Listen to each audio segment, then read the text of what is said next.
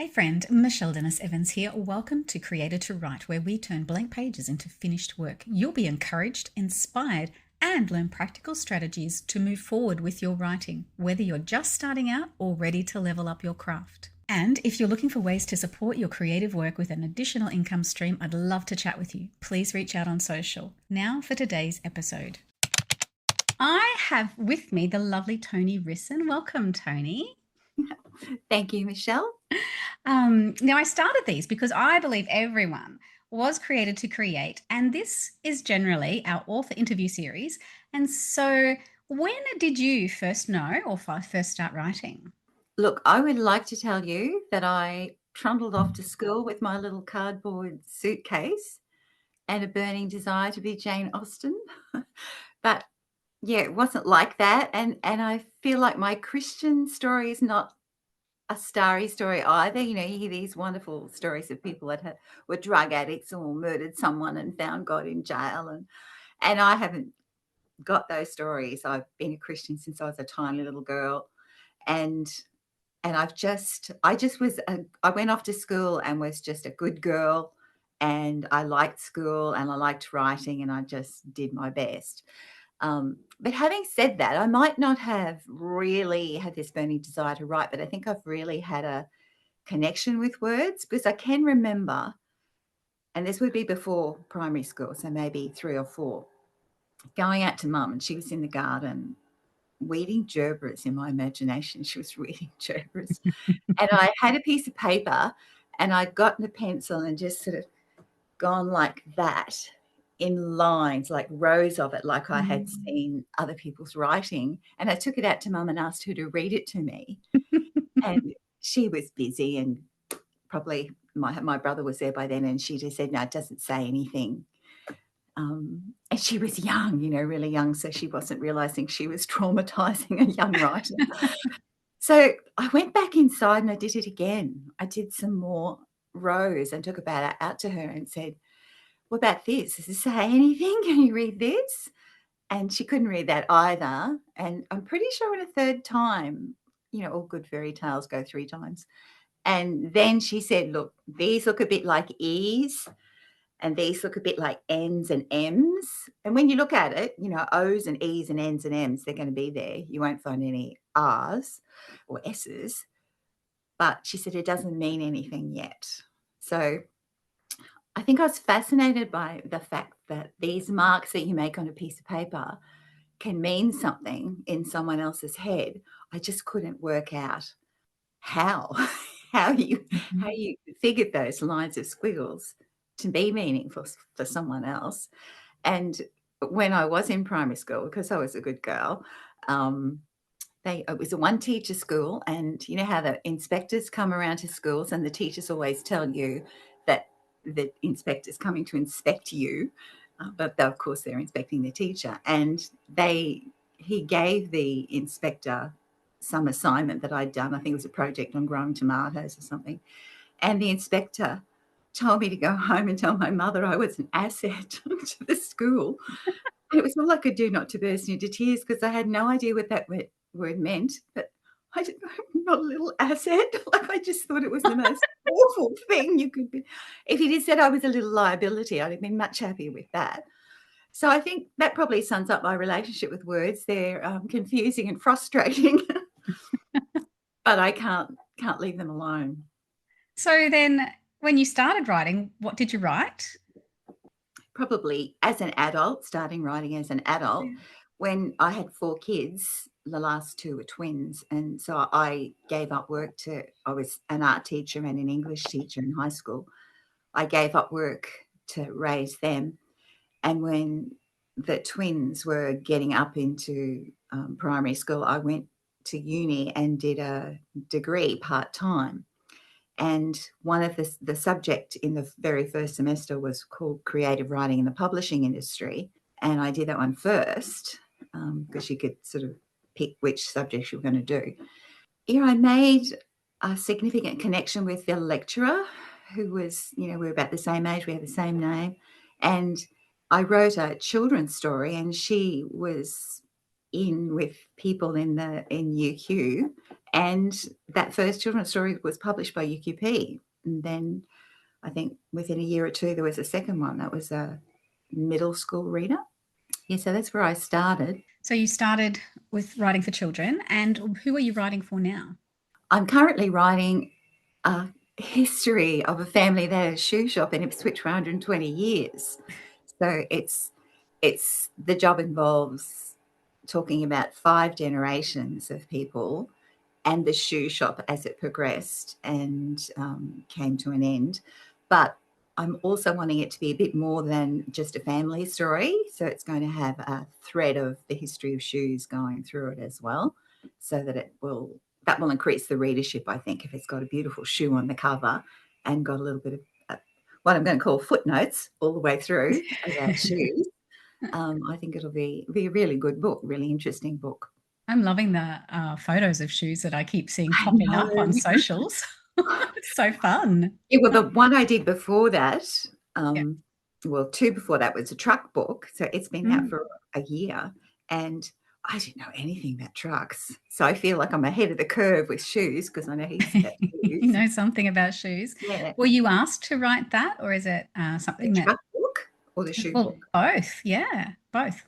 The truck book came about because the fellow who owned the company and wanted to document the story, he went to the local historical society and just said, do you know any historians around who would be interested in writing that?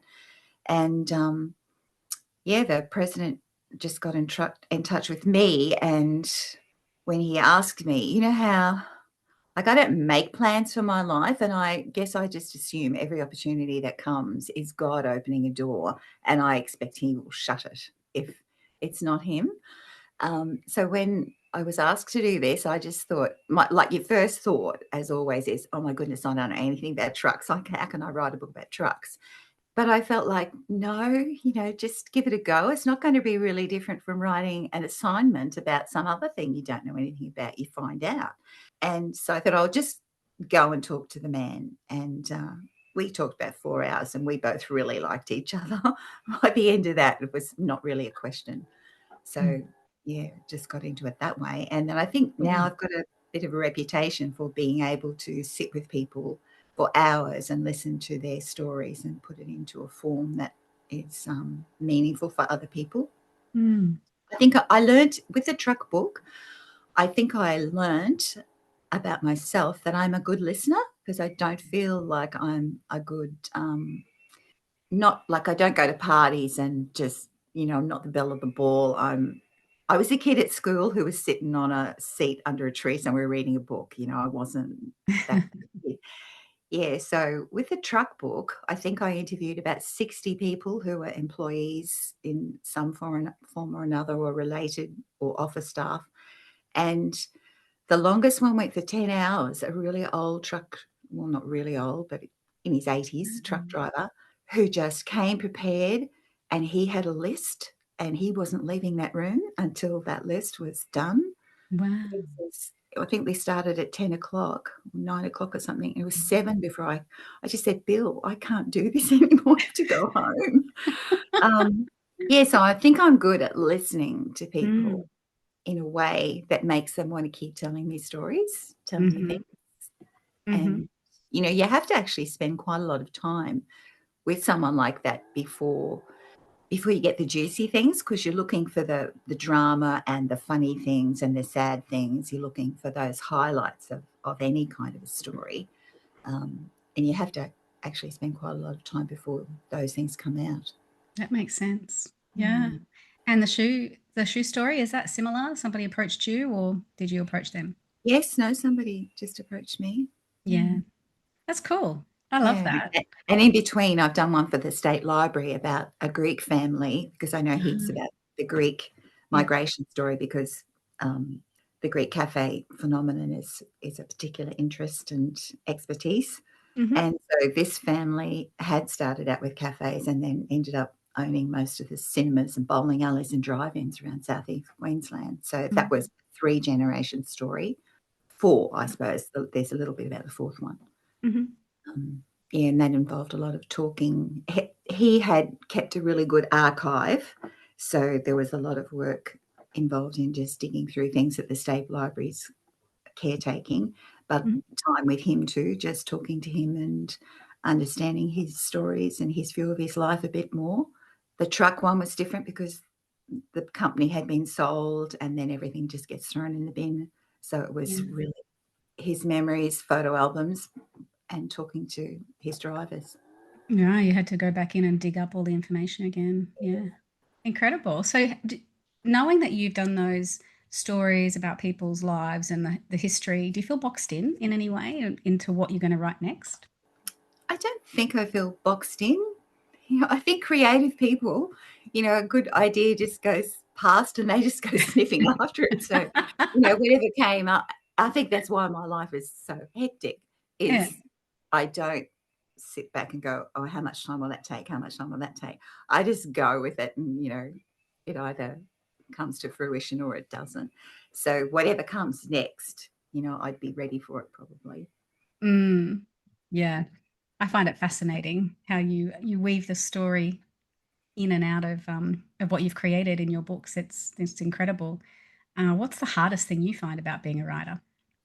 Oh, the hardest thing's not winning.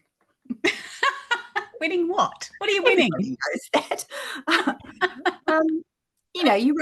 You're writing short stories all the time for competitions and, various things.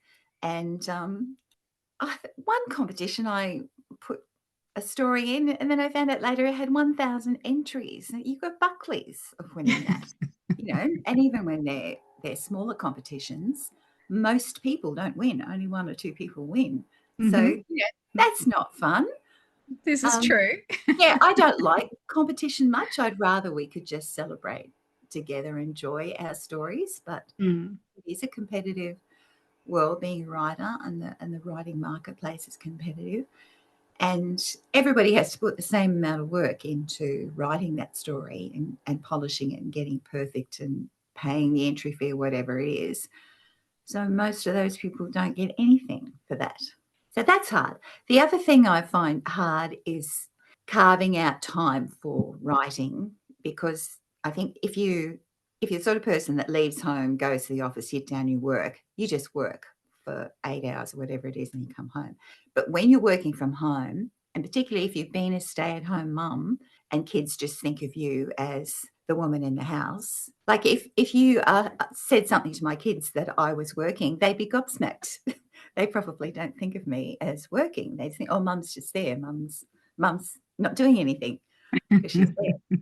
Yeah, so between things that you get distracted with at home and family needs, but also because of that creativity, you just get yourself involved in so many things. I was the president of Women Writers for a couple of years, and that is a full-time job, really. If you did that well, that would be a full-time job. And I'm in the executive on another organisation as well. So things just take time, and Yeah. I'm not good at organising my time Mhm. and making really solid whacks of writing time. Yeah. With the Oh. result that I end up, after everything's finished, I'll sit there writing till 1:00 in the morning. I don't think as you get older, I don't think that works for you as well. Definitely not. I used to be a night writer and now I'm a morning writer. And I that's one thing I like to say to people if they go, oh yeah, I want to write a book. It's like start. It takes a long time. Yeah.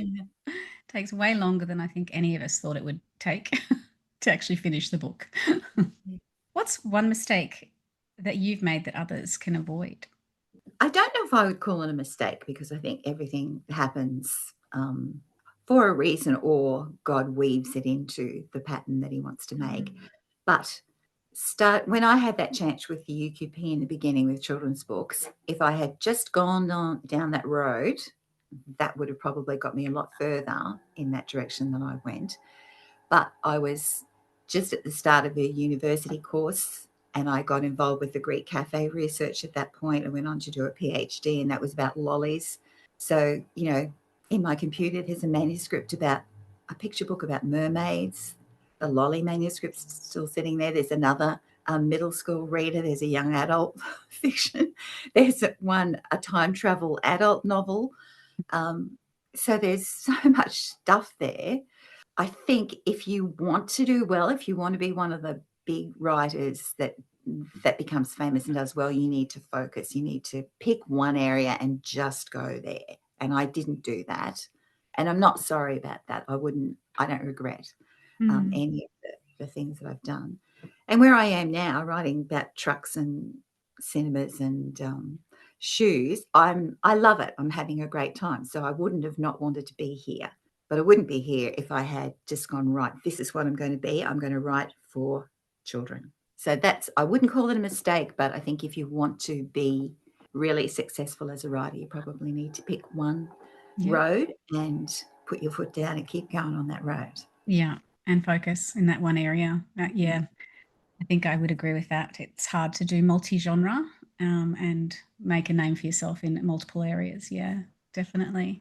So there's a lot of people who are wanting to start writing or who have written a few things, but they're not sure. What's one piece of advice that you would like to leave them before we finish today? Look, if people say what should I do if I want to be a writer, I'll just say be a plumber. It's actually, plumbers, they rock up, they do their job. If they come on time on the day they said they were coming, you love them more than your own children, electricians, they turn up, they do their job, they get paid, they go home. Teachers, though it's a hard job, you go, you do your job, you get paid, you go home. Doctors, everyone. That's how it works. But when you're a writer, you pay to do courses and upgrade with workshops. You spend every bit of time you've got writing and polishing and paying entry fees and all of that. And then you put your work out there. Not only do people not buy it, not pay you for your work, they just go, don't really like that. And then they don't have to pay anything. Whereas, the rest of the world doesn't function like that. So I think you really going into it, you can't, if you're not going to be a plumber, if you want to write, you can't really think of it as an occupation. Certainly not to start with. I think you just have to do it because you want to write. You want to do it. Yeah, great advice. Yeah. Well, Toni, thank you for joining me. I enjoy our conversations whenever we meet at the different conferences we get to, and I'm sure the viewers would have loved this chat today. Please hit that like and subscribe and go search out Toni on socials. And where can we find your books, Toni? The State Library Bookshop has the Greek Café books and the truck book. The shoe book and the film book don't exist yet, but they're coming. Yeah, if you, I'm on Facebook, so if you ever want to know anything about what I'm doing or how to buy books, just message me and we can organise it. And I can pop that link down below in the show notes. Yeah, that would be good. So thank you for joining me today. Hit that like and subscribe button, and we will see you next time on the Created to Create show.